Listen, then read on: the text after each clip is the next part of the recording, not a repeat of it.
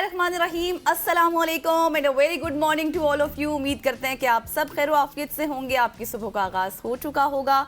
मैं हूँ गजल अशरफ। मैं हसैन लियाकत। ना मेरे लिए इन्होंने गुड मॉर्निंग छोड़ी है ना वेलकम छोड़ा है। मुझे पता है इनके पास ऐसे ही बहुत कुछ है। मैं करूंगा तो क्या करूंगा, लेकिन ख़वातीन व हज़रात, हम उम्मीद करते हैं कि आप की सुबह की सोच के साथ आपकी सुबह का भी आगाज़ हो चुका होगा और आपकी सुबह को अच्छा बनाने के लिए हम यहाँ पे मौजूद हैं। और आज हमारी सुबह की सोच में बहुत कुछ मौजूद है, जिसमें सोशल स्टोरीज से लेके कुछ क्राइम स्टोरीज भी होंगी, फिर मुल्क की सियासत के ऊपर बात होगी और फिर आजकल कुछ साइकी के इशूज़ भी चल रहे हैं हर दूसरे इंसान के साथ, उस हवाले से भी बात होगी। और आखिर में कौमी स्टार हमारे साथ मौजूद होंगे जो कि हमारी सुबह को, आपकी सुबह को हसीन तर बनाएंगे और हसीन तरीन बनाएंगे। लेकिन सबसे आगे बढ़ते हुए, मैं अभी स्टूडियो में दाखिल हुआ हूं तो ये 2000 रुपया मिला था। किसका है?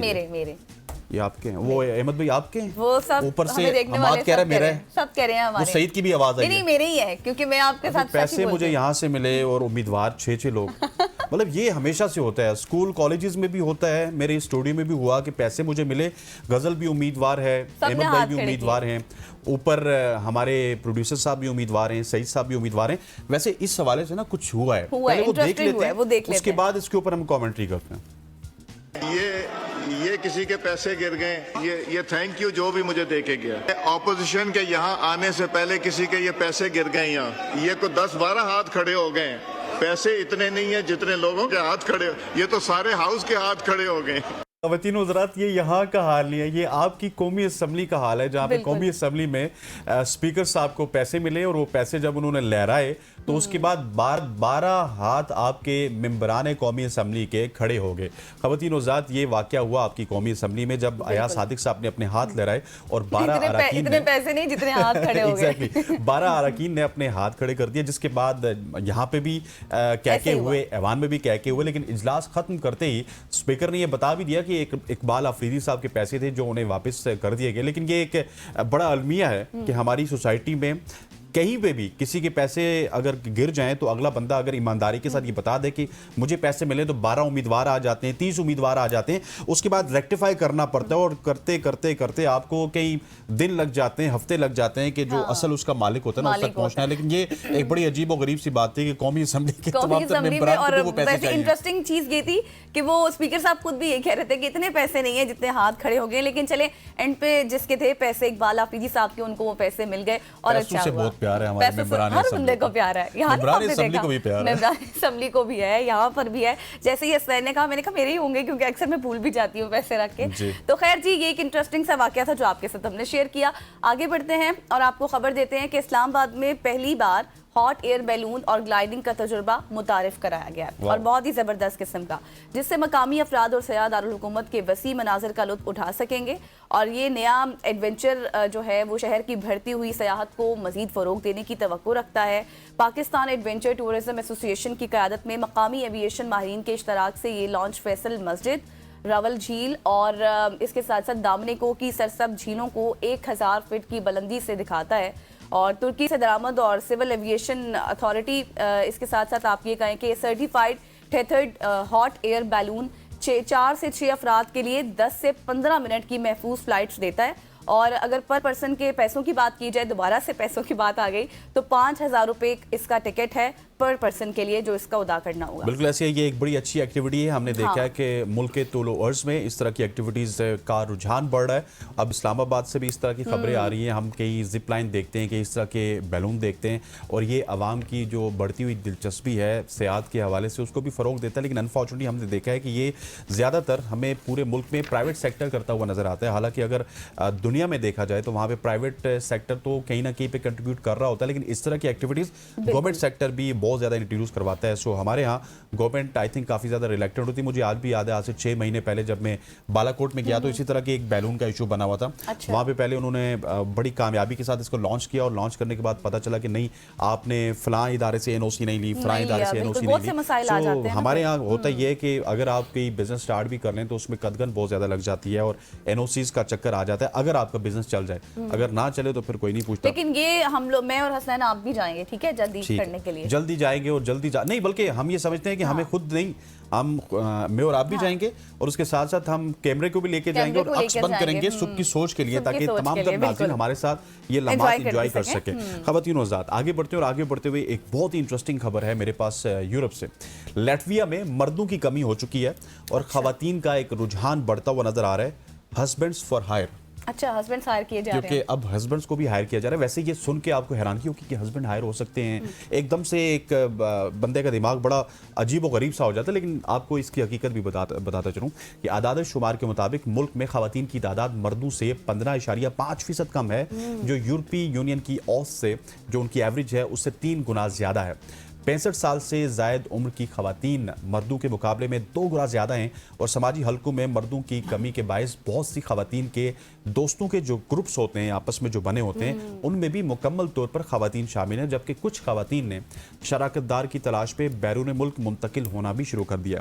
लैटविया में एक प्लेटफॉर्म है जिसको कमांडर 24 कहते हैं, जैसे इस तरह के बहुत सारे प्लेटफॉर्म्स हैं।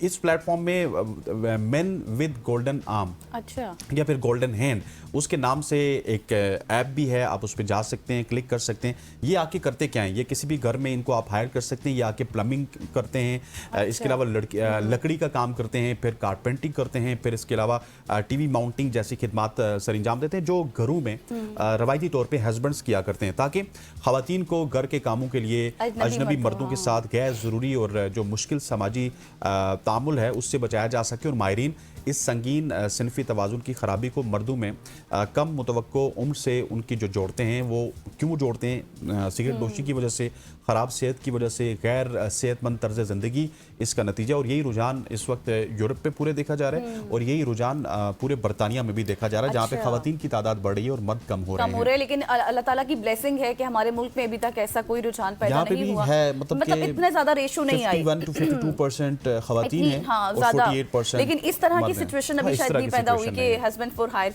किया जाना चाहिए। लेकिन ये है कि अल्लाह ताला का बहुत शुक्र है। और इसके साथ साथ जिस तरह इसकी पीछे वजूहात क्या है, जब मैंने भी स्टोरी को देखा तो मैंने इस पर थोड़ी सी रिसर्च देखी, तो वो ये थी कि 8 से 10 साल मर्द जो हैं वो कम जीते हैं बनिस्बत औरत के, जितनी भी फीमेल्स होती हैं। और उसमें जो मसाइल हैं, उसमें मसाइल यही है कि स्मोकिंग का इस्तेमाल बहुत होता है, अल्कोहल का इस्तेमाल होता है, फिर दिल के अमराज बहुत ज़्यादा होते हैं, फिर चेकअप नहीं होता मेडिकल।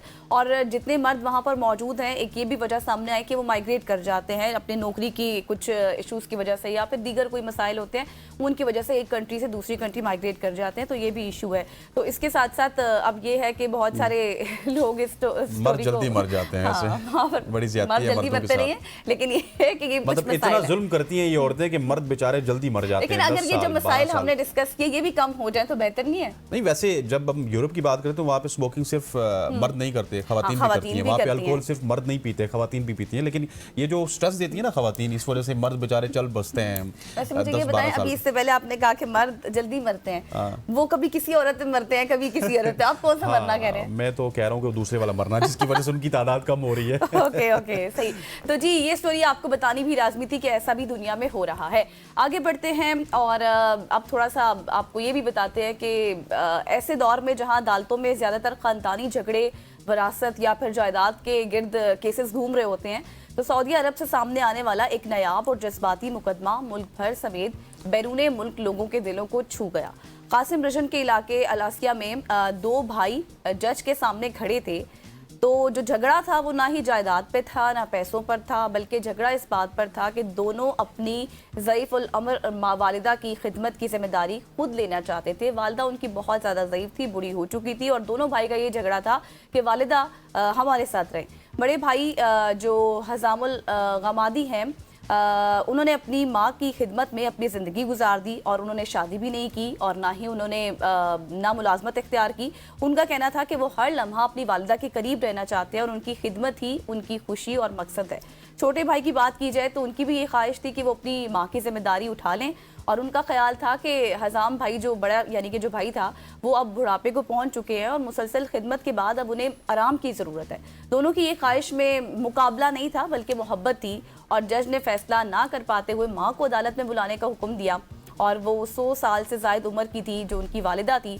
मगर जब उनसे पूछा गया कि वो किस बेटे को मुंतखब करती हैं तो उन्होंने वाज़े जवाब दिया कि दोनों मेरे लिए बाएं और दाएं आंख की तरह हैं। उनके अल्फाज ने अदालत को हैरत में डाल दिया और माँ और बच्चों के गहरे रिश्ते की अक्कासी की।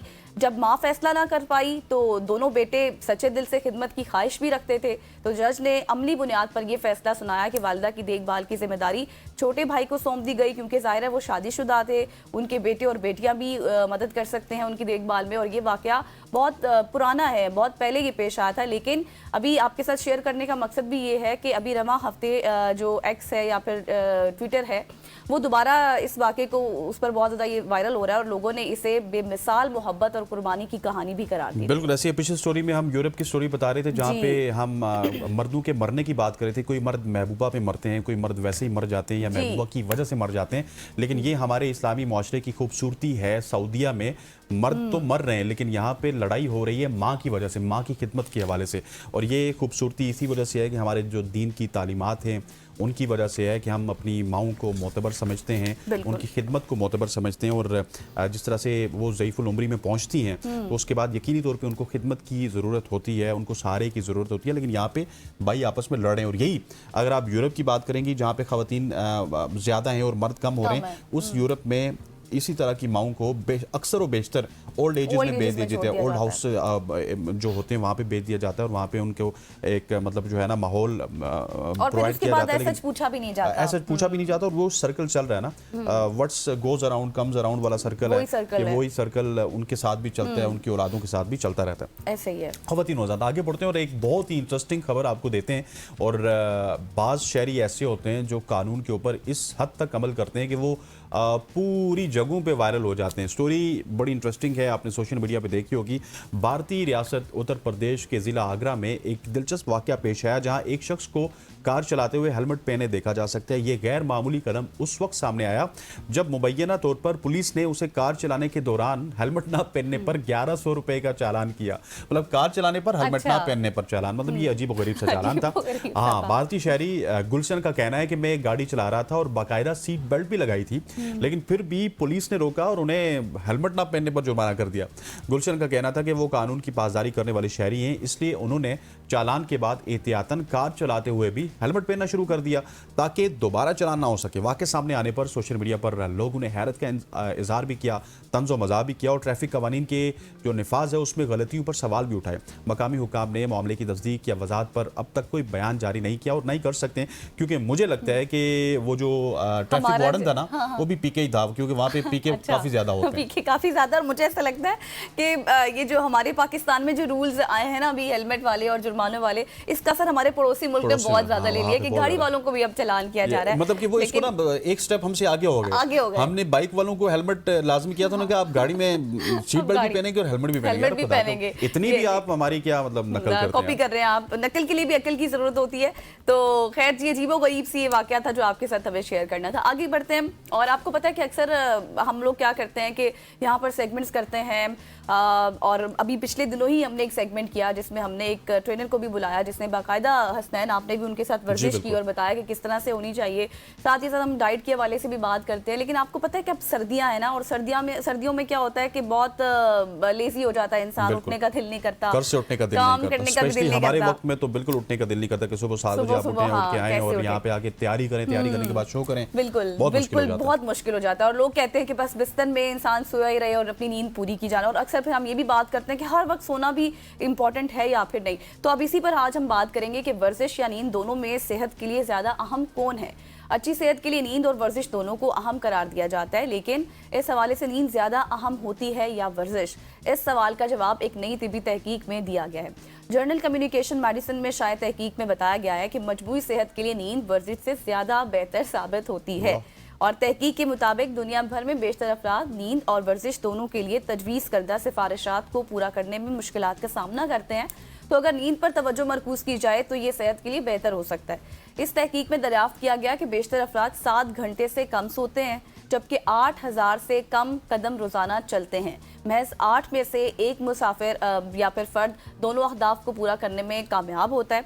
और इस तहकीक में दुनिया भर से ताल्लुक़ रखने वाले 70,000 से ज़ायद अफराद की नींद और जिस्मानी सरगर्मियों के डाटे का तज्जिया किया गया और ये डाटा 3.5 साल में इकट्ठा किया गया था। और फिर जब तहकीक की गई तो तहकीक में ये दरियाफ्त किया गया कि 17% अफराद की नींद का दौरानिया 7 घंटे से कम होता है, जबकि वो रोज़ाना 5000 से कम कदम भी चलते हैं। ऐसे अफराद में दायमी अमराज जैसे कि हम मोटापे की बात करते हैं, फिर दिमागी अमराज का ख़तरा ज़्यादा हो जाता है। साथ ही साथ फिर मुहक्किकीन ने तस्लीम किया कि ये तहकीक किसी हद तक महदूद है, क्योंकि इसमें ज़ाती ट्रैकिंग डिवाइसेस के डाटा पर इन्हिसार किया गया। उन्होंने फिर ये भी कहा कि अच्छी सेहत के लिए ज़रूरी है कि नींद पर पूरी तवज्जो मरकूज़ की जाए और कम से कम 7 घंटे तक सोने की कोशिश की जाए। फिर मज़ीद ये भी कहा गया कि अगर नींद का दौरानिया 7 घंटे हो तो लोग जिस्मानी तौर पर भी ज़्यादा मुतहरिक हो जाते हैं। बिल्कुल ऐसी है, नींद बहुत लाजमी है ख़वातीन और आज़ाद, इसी वजह से हम बहुत ज़्यादा सोते हैं, जिम नहीं जाते, वर्जिश नहीं करते। कुछ मेरे जैसे लोगों को तो ये तहकीक बहुत अच्छी लगेगी कि आप वर्जिश करने से बेहतर है, जिम जाने से बेहतर है कि आप नींद कर ले, लेकिन इस तरह के ऊपर आपने बिल्कुल अब ऐसा भी नहीं है कि आप सोए रहे हैं। अमल नहीं करना, क्योंकि कल इसी तहकीक का कोई रिबर्टल आ जाएगा। अभी अगर ये यूरोप से तहकीक है या अमेरिका से है तो कल चाइना वाले अपनी तहकीक दे देंगे, जापान वाले अपनी तहकीक दे देंगे। सो इसके ऊपर कहीं ना कहीं आपने अमल जरूर करना है। अपनी नींद को 7 घंटे से 8 घंटे बढ़ा दें, लेकिन इसका ये मतलब बिल्कुल नहीं है कि आप अगर जिम जा रहे हैं तो जिम जाना छोड़ दें, आप अगर ट्रेल्स जा रहे हैं तो ट्रेल जाना छोड़ दें, या वॉक कर रहे हैं तो वॉक करना छोड़ दें। आप वॉक भी कंटिन्यू कीजिए, लेकिन अपनी लाइफ का सर्कल इस तरह का बनाइए कि आप 8 घंटे अपनी नींद लाजमी पूरी कीजिए। बिल्कुल, आप सही कह रहे हैं। बिल्कुल। तो ये थी जी आज की हमारी सोशल स्टोरीज। यकीनी तौर पर आपको अच्छी लगी होंगी, बहुत कुछ आपको सीखने को भी मिला होगा। यहाँ पर अब लेंगे शॉर्ट सी ब्रेक और वापस आएंगे। Stay with us.